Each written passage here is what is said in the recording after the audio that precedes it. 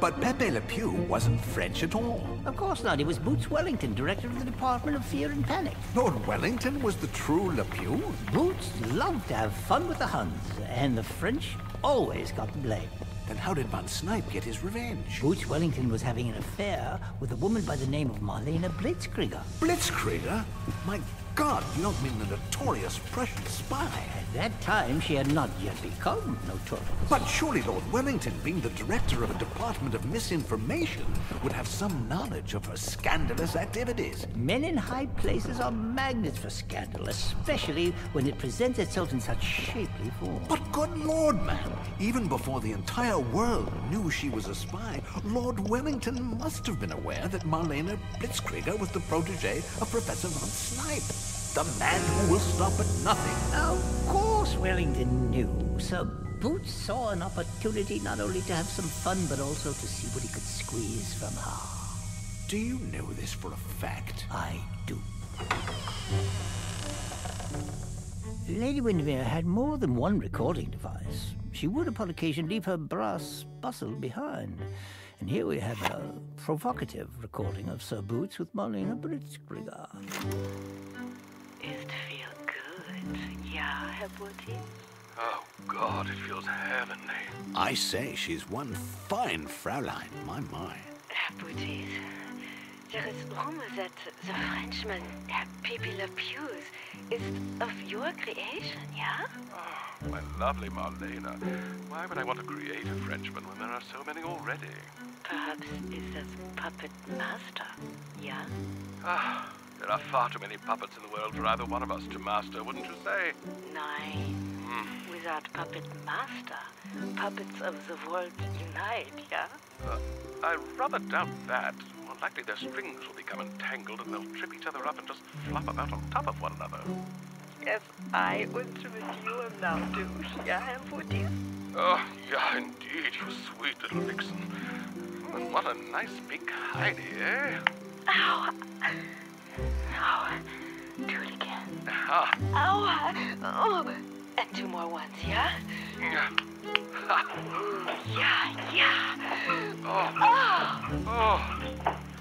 Correct me if I'm wrong, Foots. The French had a spy in Von Snipe's Bureau of Misinformation. When Marlene Blitzkrieger discovered it was Lord Wellington who was masquerading as a Frenchman by the name of Pepe Le Pew, an animated skunk. And further, when the American Negro from New Orleans known as the Hoochie Coochie Man arrived in London, passing himself off as the Sultan Abdullah Ockman Orban Man, the Blackamoor, and playing the Sultan as a buffoon, thusly embarrassing the French who were in possession of North Africa, they believed the Americans and the English were working together to discredit the French. Exactly. And the Froggers decided to ante up by embarrassing both the Yanks and the Brits. Tell me, Foots, did you ever meet the Hoochie Coochie Man? I did. In fact, he walked into my laboratory one day just as I was putting the finishing touches on my latest invention, the Steam Man. The giant steam-powered robot. Yes, I recall how the Hoochie Coochie Man looked up at the great iron fellow and said, "Oh, man, he's bad. What's he do? He can pull a carriage. Like a horse? He's far stronger than any horse. In fact, he can pull several carriages. What's he made of? Cast iron? That's right. Can you make him white? What's that? White. Paint him white. White paint? I don't think paint would be appropriate.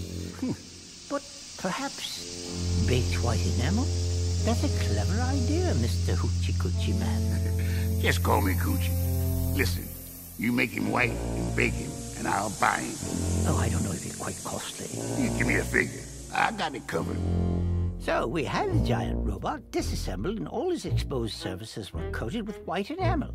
And he was baked and then reassembled, and I must say he was a glorious creature to behold. Was Mr. Coochie really that wealthy? Apparently, he was one of the early Southern colored entrepreneurs. He owned a chain of upscale juke joints throughout the South. In fact, he paid me in hard Confederate cash. And what did he do with his steam-driven robot? Well, at first, he had him pull a carriage, but then he decided to simply ride around his wide enameled shoulders. Do you mean riding around London on a robot? The two went everywhere together, often as far as Chiswick Gardens, and it was then when Mr. Coochie Man started calling his robot Mr. Cracker. Oh, I get it.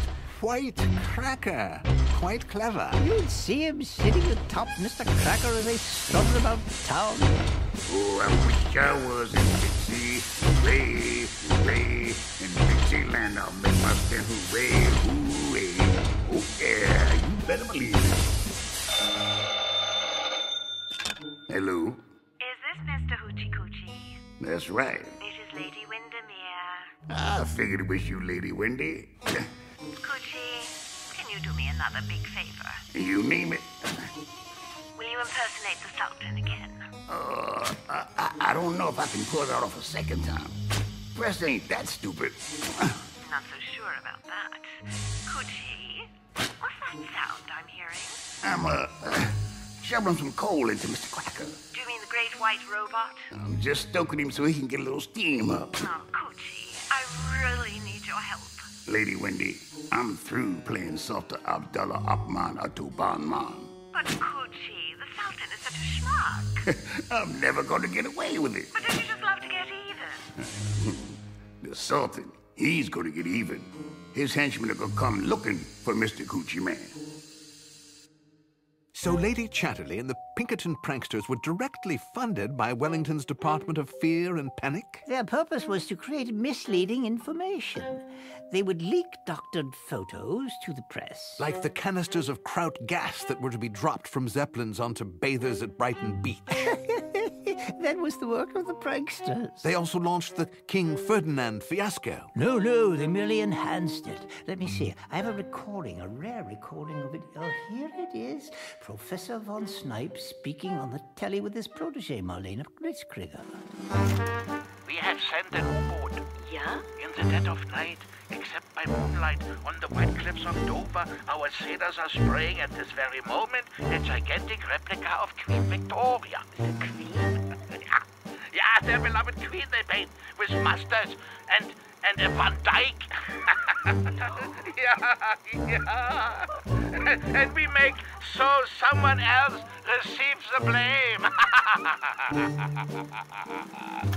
That painting caused such an incredible uproar, we almost went to war. It was a monumental insult, a portrait of our beloved queen, bearded on the white cliffs of Dover, where she could be seen from miles out to sea. And the painting was signed. It was signed Dayglow Red.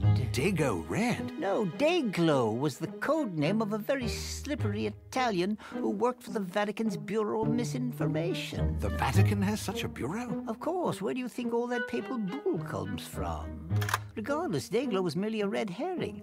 Von Snipe was far cleverer. Sir Basil Hound of Scotland Yard found an empty can of paint bobbing in the surf near the Dover cliffs. It was the same sickly shade of Dayglow puce used on the Queen's lips. They traced it back to the Spanish monarchy. King Ferdinand was dabbling in graffiti? No, it was Lord Wellington who made the connection to the king. The director of the Department of Fear and Panic? Sir Boots Wellington. But Foots, Lord Wellington made the wrong connection. They didn't know that at the time, Cowputter. Such was the devious mind of Herr von Snipe. The man who will stop at nothing. Yes, and Lady Chatterley of the Pinkerton Pranksters was once again called in. Recruits, we have a new assignment. To embarrass King Ferdinand of Spain.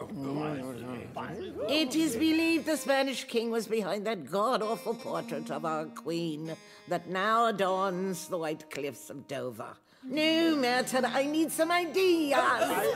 Yes, Nigel? Can we doctor photos of the king being driven in a carriage that resembles a fat Spanish sausage? A doctored photo of King Ferdinand frolicking nude with the entire Vienna Boys Choir. Oh! Very good. A+ for you, Sheila. And that is exactly what they did, but the Belgians got the blame.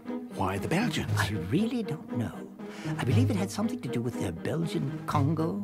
The British Empire wanted a piece of that. So the Italians escaped that round. But not for long. The spaghetti snappers were on the short list. Dayglow Red was too good a name not to be forged yet again.